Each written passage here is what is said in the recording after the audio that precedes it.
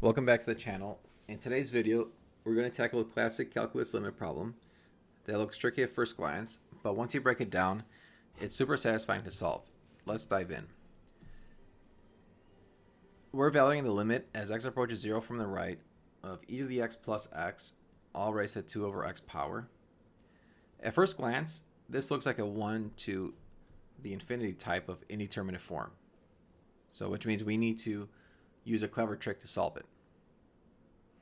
Whenever you see something raised to a variable power, here the variable is 2 over x, like this, a great strategy is to rewrite the expression using the exponential function. So let's say we have f of x. I can rewrite that as e to the natural log of f of x.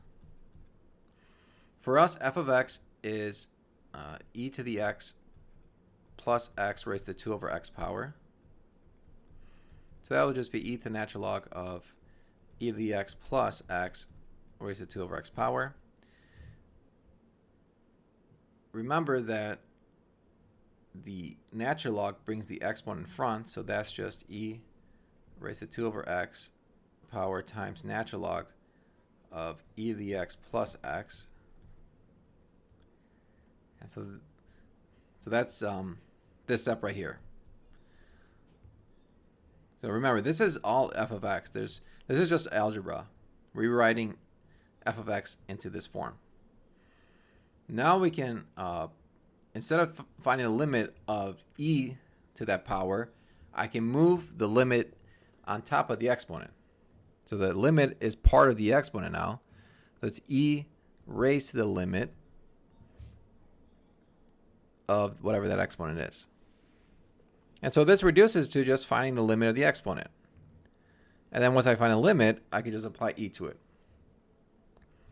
Okay, so let's focus on the exponent. We have the limit as x approaches 0 from the right of 2 natural log e to the x plus x all over x. If I plug in 0 for x, I end up with 0 over 0, which is an indeterminate form. So I can use L'Hopital's rule to solve the limit. Okay, now I need to take the derivative of the numerator, which is 2 all over e to the x plus x, times the derivative of e to the x plus x, which is e to the x plus 1. And the derivative of x on the bottom is just 1. So we can just ignore this thing and focus on the top. This 2 is a constant multiplying this whole fraction, so that can move on in front or outside the limit. So you have 2 times, and then we can just plug in x equals 0. So it's e to the 0 plus 1 over e to the 0 plus 0. This thing is over here. That becomes 2. So we have 2 times 2 is 4, which means the limit of the exponent is 4. But remember, we need to apply e to it, so that's just going to be e to the 4th power as our limit.